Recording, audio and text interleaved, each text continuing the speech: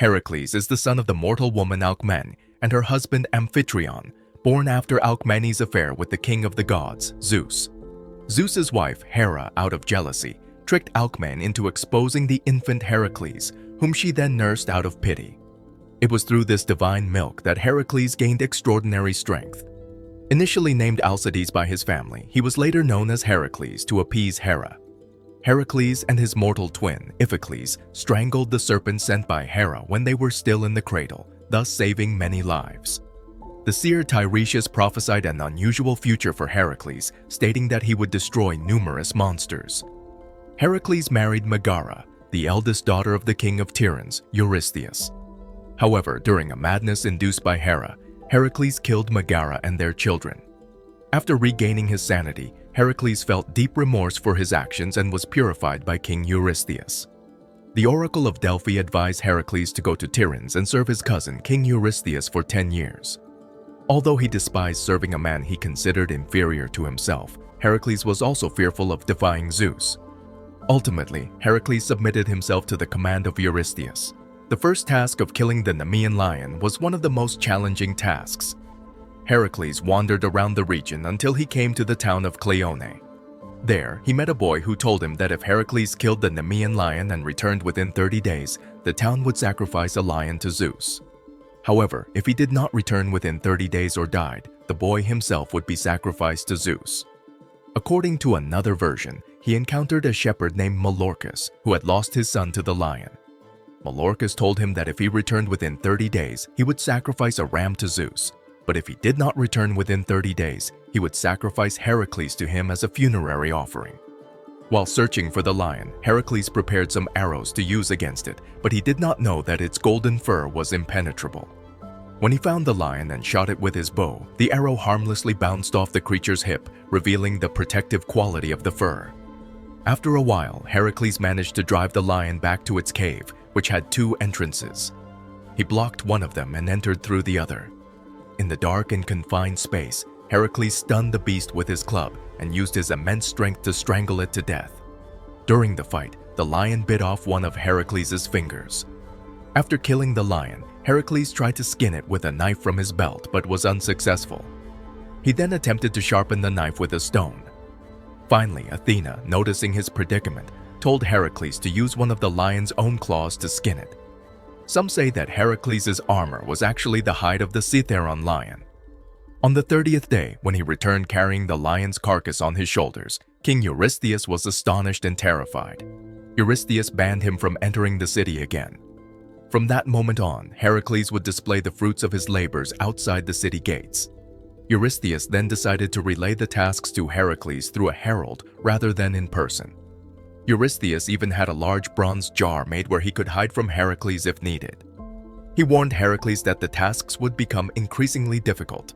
Heracles' second task was to kill the Lernaean Hydra, a multi-headed serpent raised by Hera solely to kill Heracles. When Heracles reached the swamp near Lake Lerna where the Hydra lived, he attacked several of its heads. However, each time a head was severed, a new head, or even 2, would grow back. Additionally, during the fight, a giant crab came to aid the Hydra by biting Heracles on the foot. Heracles managed to kill the crab, but realizing he couldn't defeat the Hydra alone, he called for help from his nephew Iolaus. Working together, Heracles would cut off a head, and Iolaus would use a firebrand to cauterize the stumps, preventing them from growing back. In this way, Heracles was able to kill the Hydra and then dipped his arrows into the Hydra's poisonous blood. Angered by Heracles' success against the Nemean Lion and the Lernaean Hydra, Eurystheus, on Hera's advice, devised an entirely different task for the hero. Heracles' third task was to capture the Ceryneian Hind, a creature so fast that it could outrun an arrow. After a long search, Heracles woke one night to see the hind, whose golden antlers glowed in the moonlight, making it visible. For a year, Heracles chased the hind on foot through Greece, Thrace, Istria, and the land of the Hyperboreans. Finally, he trapped it in a net. Eurystheus had ordered Heracles to capture the hind, believing it would anger Artemis and lead to Heracles' punishment for disrespecting a sacred animal. However, when Heracles returned with the hind, Artemis was persuaded by his sincerity and forgave him. Heracles promised to return the hind to the wild, and Eurystheus agreed, provided he personally came to collect it. When Eurystheus arrived, Heracles released the hind, which promptly ran back to its mistress. Before leaving, Heracles taunted Eurystheus by suggesting he was not fast enough, humiliating the king. Eurystheus was disappointed by Heracles' success and humiliated by the hind's escape. Heracles' fourth task, according to some accounts, was to capture the terrifying Erymanthian Boar alive.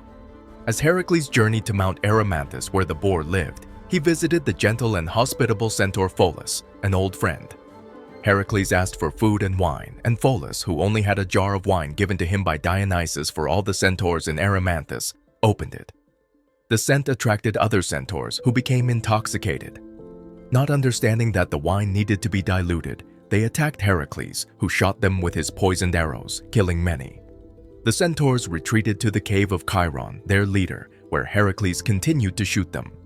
Pholus picked up one of the arrows but dropped it, and the poison from the arrowhead hit his foot, killing him. In another version, a stray arrow also hit Chiron, who, though immortal, felt the pain. Chiron, unable to bear the pain, traded his immortality with Prometheus, who was chained to a mountain peak and had his liver eaten by an eagle every day. When Heracles sought advice on how to capture the boar, Chiron told him to drive it into deep snow. Heracles succeeded in capturing the boar, bound it, and took it to Eurystheus. Eurystheus was afraid and begged Heracles to get rid of the animal. Heracles' fifth task, as mentioned in some versions of the myth, was to steal the mares of Diomedes, which were sent by King Eurystheus to him.